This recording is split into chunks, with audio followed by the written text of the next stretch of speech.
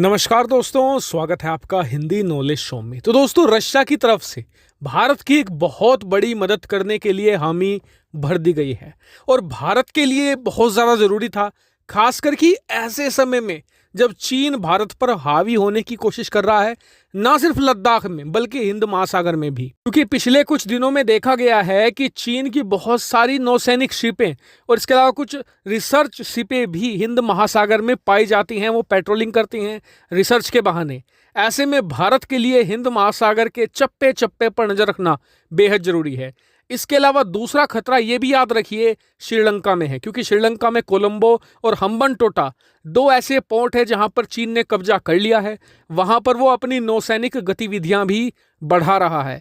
तो ऐसे में भारत बहुत ही ज्यादा क्लोजली वॉच रखता है श्रीलंका के कोस्टल इलाकों के आसपास अपनी नौसैनिक शिप के जरिए। लेकिन जो भारत की असली ताकत है वो है आईएनएस विक्रमादित्य, क्योंकि भारत इस जंगी बेड़े के जरिए न सिर्फ पूरे बे ऑफ बंगाल को डोमिनेट करता है, बल्कि हिंद महासागर में अगर भारत आज पूरी तरीके से राज करता है तो उसका सबसे बड़ा कारण है आईएनएस विक्रमादित्य। ताकि भारत के पास एक और एयरक्राफ्ट कैरियर है आईएनएस विक्रांत, लेकिन अभी उसके सी ट्रायल चल रहे हैं, अभी उसे आने में समय लगेगा। ऐसे में भारत की प्रायोरिटी यह है कि आईएनएस विक्रमादित्य ज्यादा से ज्यादा समय पानी में रहे, भारत की जो डोमिनेंस है पूरे हिंद महासागर में उसे बनाए रखें।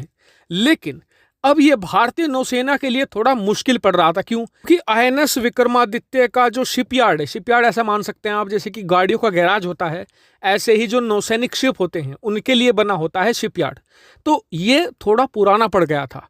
इस वजह से जो इसकी सर्विसिंग होती है, इसकी मेंटेनेंस होती है आईएनएस विक्रमादित्य की, वो बहुत स्लो होती थी, बहुत लेट होती थी। इस वजह से ये ज़्यादा ऑपरेशन नहीं अंजाम दे पा रहा था। ज़्यादा समय ये वेयर हाउस में रहता था और बहुत ही कम समय के लिए पानी में रहता था। इस समस्या का हल भारत को जल्द से जल्द ढूंढना था।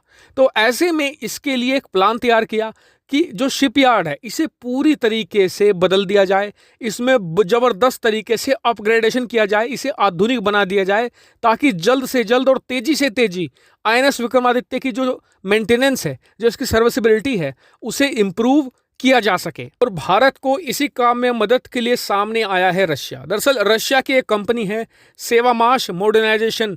ये कंपनी अब भारतीय जो शिपयार्ड है उसके साथ मिलकर मॉडर्नाइजेशन का काम तेजी से करेगी। और इतना ही नहीं, जो आईएनएस विक्रमादित्य है उसका जो वेपन सिस्टम है उसे भी अपग्रेड किया जाएगा, ताकि वो आज के जो आधुनिक हथियार है उन्हें भी बड़ी आसानी से ऑपरेट कर सके। इतना ही नहीं, जो भारतीय शिपयार्ड है उसे ये रशियन कंपनी जो टेक्निकल असिस्टेंस है वो भी प्रोवाइड करेगी, ताकि फर्दर अपने आप जो भारतीय कंपनियां हैं खुद से ये काम कर सकें। इतना ही नहीं, ये कंपनी भारतीय शिपयार्ड को जो एसेसरी है, स्पेयर पार्ट है, वो भी डिलीवर करेगी, जिससे कि जो आईएनएस विक्रमादित्य की जो सर्विसिबिलिटी है उसे इम्प्रूव किया जाए, उसे ज़्यादा से ज़्यादा समय तक पानी में रखने की जो भारत का एम है उसे भी पूरा किया जाए, जिससे कि भारत को चीन के खिलाफ एडवांटेज मिले। इससे यकीनन भारत को फायदा होगा। हालांकि रशिया इसके लिए पैसे चार्ज करेगा और काफ़ी अच्छे पैसे चार्ज करेगा, इसलिए इसे आप रशिया की मदद माने या फिर सहयोग माने, ये आप पर निर्भर करता है। आप जो भी माने कमेंट करके जरूर बताएगा।